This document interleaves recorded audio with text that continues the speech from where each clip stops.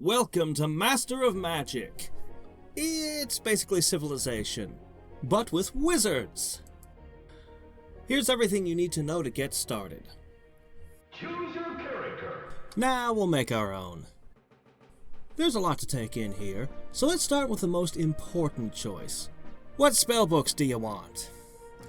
First up, we've got Life, which includes Healing, Resurrection, turning common units into unstoppable killing machines, and brainwashing the masses. More on taxes, rebels, and such later. This is also the best school of magic for heroes, even going so far as being able to call the most powerful hero in the game. Which is good, because most of their summons are kinda weak.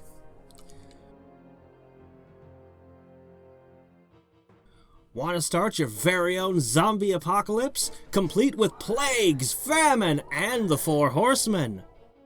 Oh, and every flavor of demon, from the incredibly hard-to-counter shadow demons to demon lords. Chaos is where they put all the fire and the lightning. Also buffs that make things hit harder, and, well, just straight up destroying the world in the late game. If you want to nuke a city or two, incinerate an entire army, or really piss off the other wizards using corruption and raising volcanoes until their lands look like Mordor, well then this is the school of magic for you.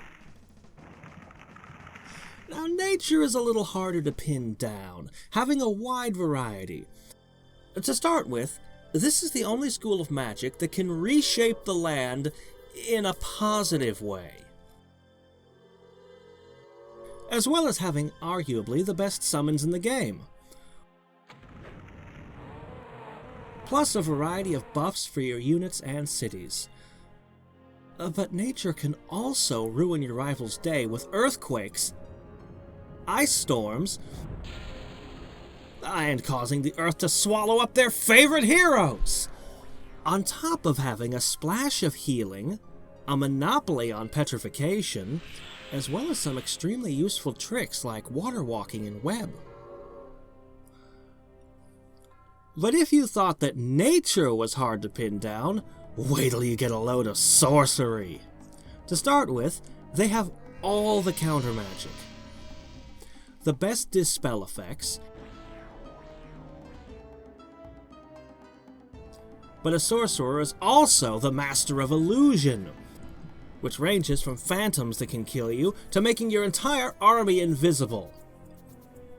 They can also attack your mind directly with stuff like confusion, vertigo, and psionic blast. But for some reason, they're also the masters of the skies.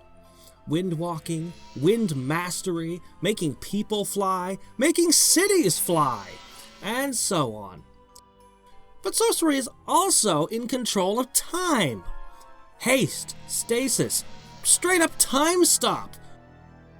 Good grief, they don't stop there either. Why not just summon a huge dragon that breathes lightning and is immune to all magic? Yeah, they get the best summon in the game. So, what I'm saying is that, sorcery's late game is pretty good. Of course, you can mix and match these in any combination, well, except for life and death, unless you're playing the DLC, those don't mix. Then there are the retorts up here. You can right-click on any of them to find out what they do.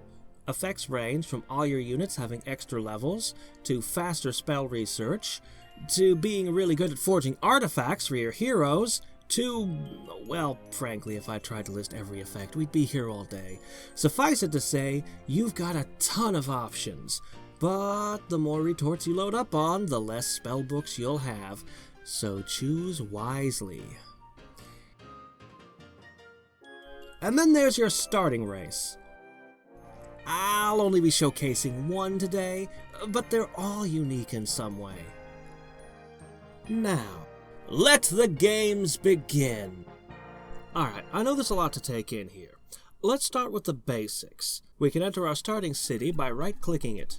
First off, I chose gnolls. It says here that they reproduce slowly, and that they're lousy architects. But that doesn't really tell the story of what the gnolls can do. See, gnolls are larger and more vicious than the other races. So in the early game, their swordsmen will eat anyone else's swordsmen. But gnolls aren't so good at the whole long-term planning thing.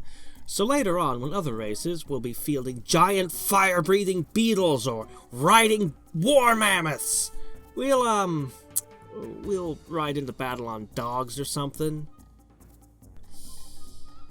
So basically, our only viable strat is early aggro and snowball out of control. On to resources. First, we have these logs, which represent food. Either this means that there was a terrible accident that infused all known races with termite DNA, or else someone at Microprose didn't know how to draw bread.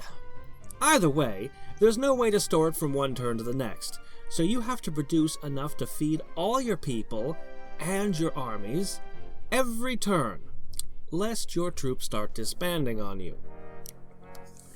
Next up is pickaxes, which is how fast you build things. Gold. You can play with the tax rate to get as much money as possible, but careful you don't go too far, because, and I can't imagine why, people tend to object when you demand everything they own. Now, there are numerous ways to keep your peasants in line. Various buildings such as shrines, certain enchantments, or, my favorite, just make lots of troops to keep a boot on their unruly necks. Every 2 units of soldiers patrolling the streets forces one rebel to stop goofing off and go back to supporting my tyranny. Summons don't count, though. Apparently the Hell Puppies would rather play in the park with the rebels instead of forcing them back into the turnip factory, or whatever it is that farmers do all day. Next we have base power. More on that shortly. Oh, and spell research. Now, you might assume that asking gnolls to help with that would be a terrible idea, as all they're likely to produce is slobber while shedding all over your best grimoires. But somehow, against all odds, they can actually provide a modicum of help in your research, if you build them a library. The last thing to go over in town is construction. Honestly, there's nothing much I can say here, as the buildings do a pretty good job of explaining themselves. Like, this is a granary.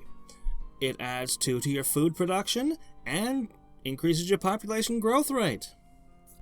I mean, I'd have thought gnolls would have preferred a smokehouse, but whatever. Finally, we get to the part you've been waiting for. The magic! The traditional first move is always to summon a ghost. But, oh no, we don't have any mana crystals! That's basically magic money. No magic money, no casting anything. So let's fix that. Remember that magic power thing in our city? Well, here's where that comes into play. That's our base power, here. 10. We can choose how to divide this between these 3 sliders. Mana will give us magic money each turn.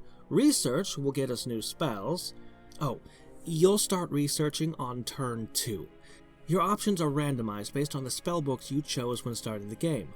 For example, I'm playing all Chaos books, so I only have Chaos spells.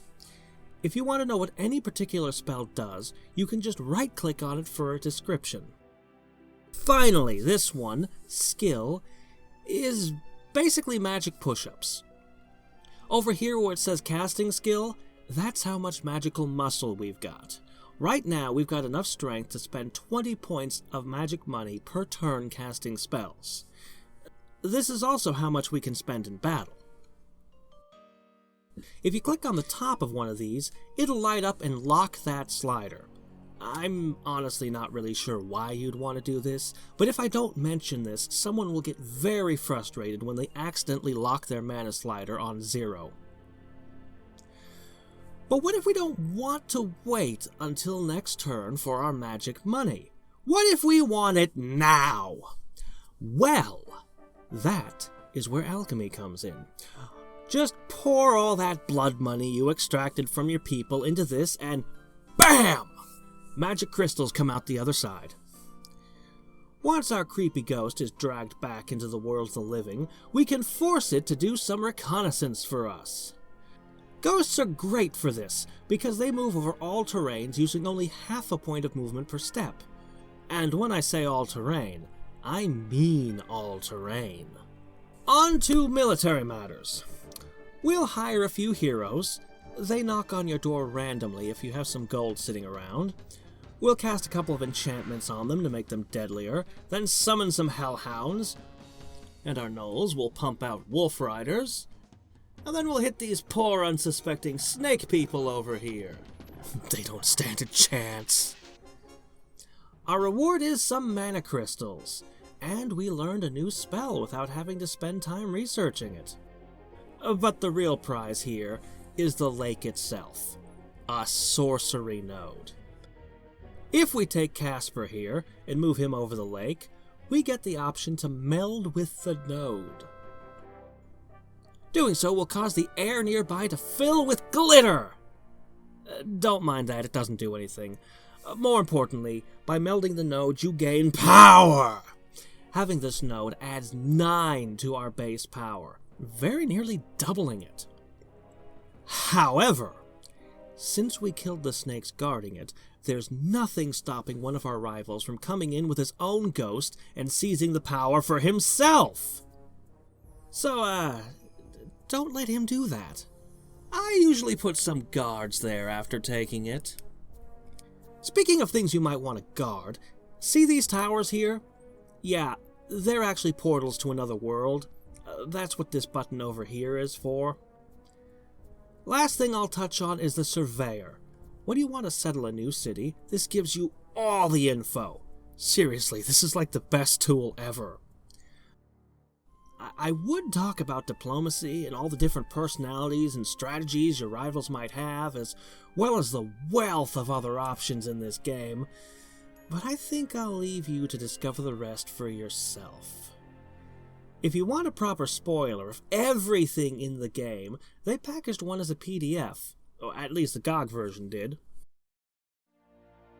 But at this point, you know everything you need to know to get started with Master of Magic. And until next time and every time, this is Hadriex signing off. Alright, I'm going to go ahead and play a short sample game, and I'm going to put the link to it right here.